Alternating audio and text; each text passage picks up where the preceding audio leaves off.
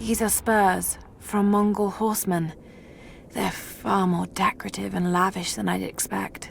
But they're still well used. Whoever owned them was wealthy, but they rode with the army. They're stables. Nothing but bones, picked clean.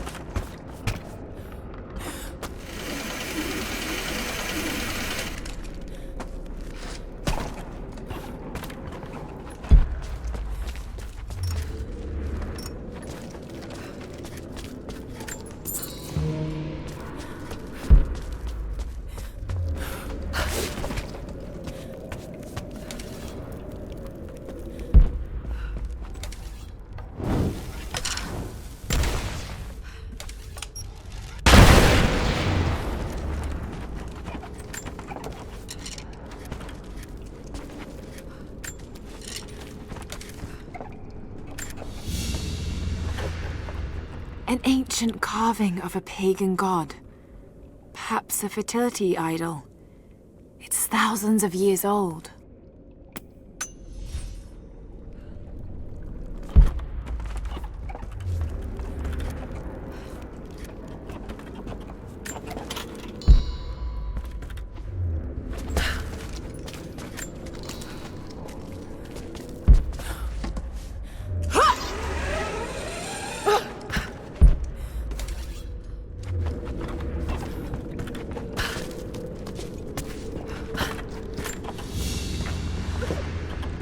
There's a piece of flint in the pouch.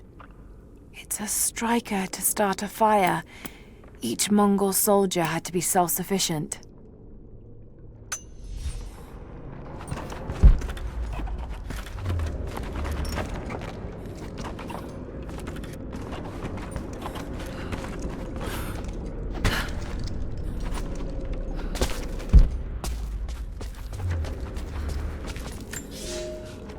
God is testing me. I've scavenged weapons and tools enough to survive. The Khan once demanded I learn to draw a bow and fight like one of his soldiers, and I am grateful for that. He gave me his own arrows, made for punching holes in armor. The ice around me provides all I need to drink, but it runs red with blood. The Prophet's army now patrols a dead city. These are not the soldiers who first met us at the city gates. They've been changed somehow. Among them, I can see a man that I myself killed in the battle. The old legends say that those who looked upon the divine source relinquished their very souls to it, attaining immortality. If this is true, I will surely perish here, buried with the secret I was sent to find.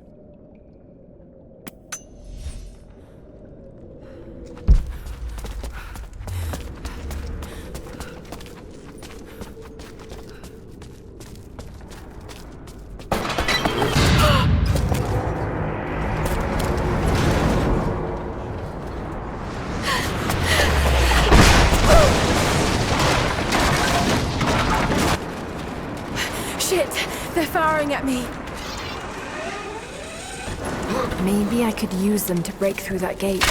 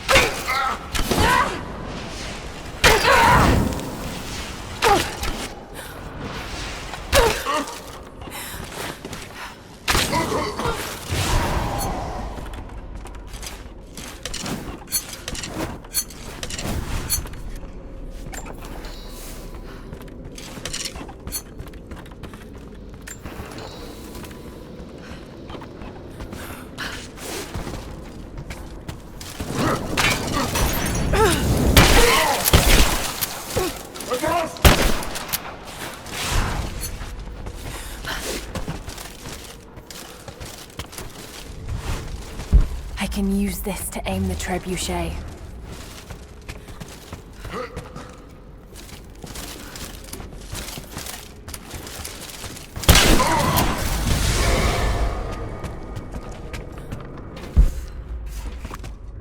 Got to break down that gate.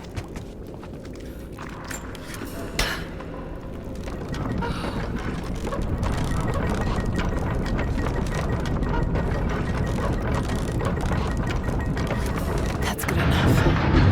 Now to fire.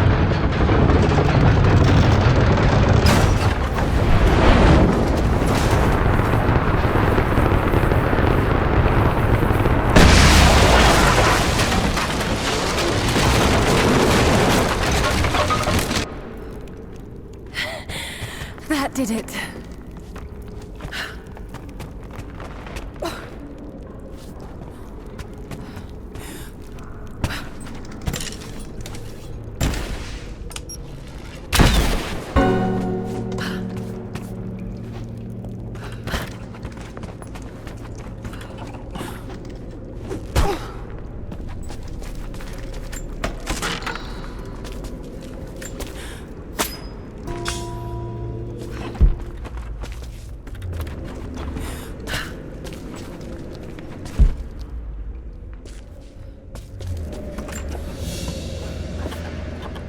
A woman's necklace, made of Baltic amber.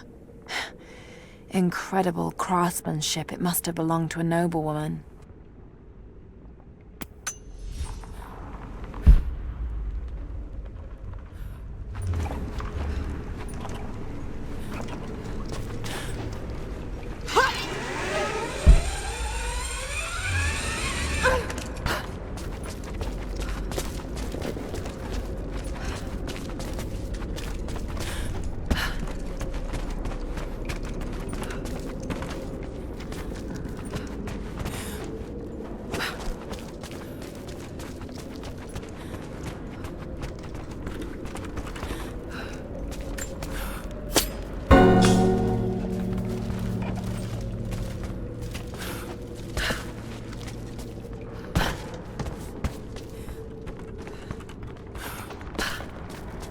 Signal bells. I should take these out.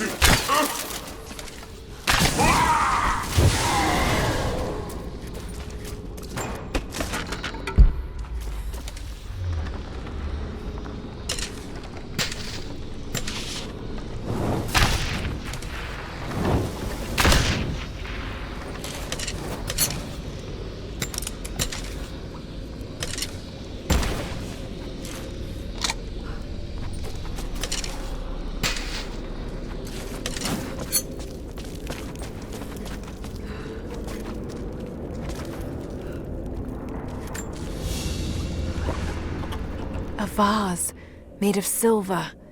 It's seen a lot of use and travel, but it has a rough portrait of the Prophet.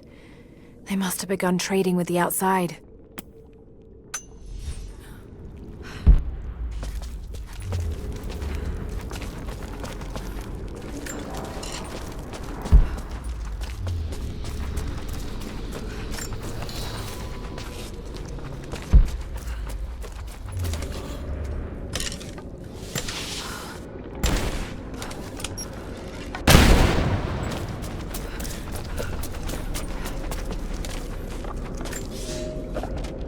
I have made myself a refuge in this frozen hell, in the base of a crumbling tower. I have laid away food and weapons enough to defend myself. But I am the last survivor. By day I watch the deathless army, learn the paths they take. They follow the same patterns, day in and day out, like men trapped in a dream. They are fierce, but they are hollow. Whatever made them men is long gone, replaced instead by a soul of cold iron. I must be careful, but I must know more about them. If this is what the Source can do in the hands of a heretic, think of what it could do in the hands of the righteous.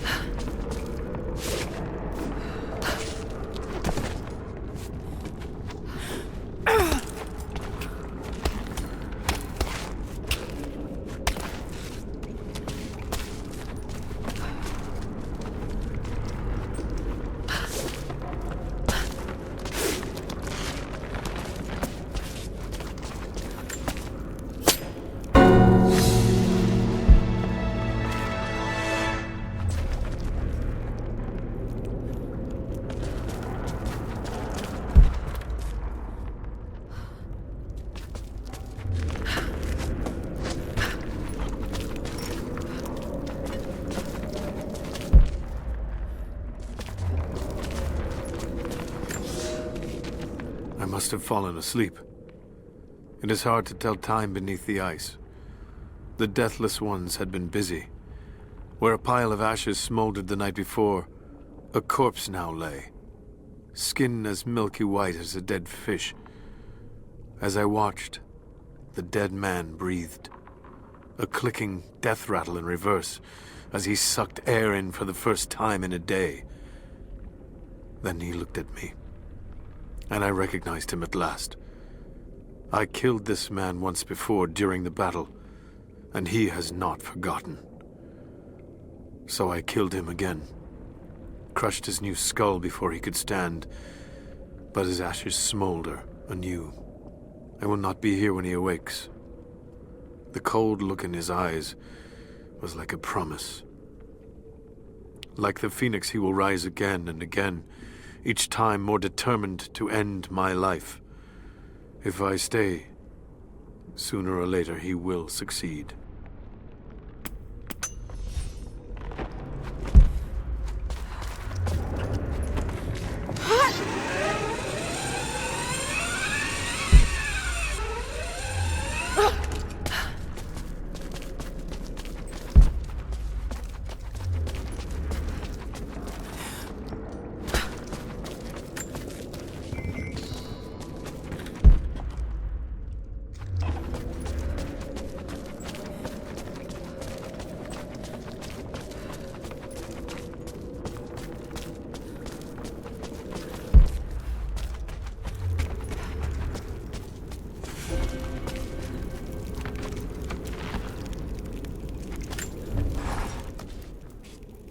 Before I even held you, I almost lost you, Lara. Yet you fought back, determined to live, breathe, ball your tiny fists and scream the hospital down. It was the best noise I ever heard. When I went home that snowy night, I cooked myself a steak. Then I drank half a bottle of whiskey, tried to make snowshoes out of tennis rackets, and fell asleep with the cat. I was so damn happy. I think I must have heard that story about a dozen times, and I could hear it a dozen more.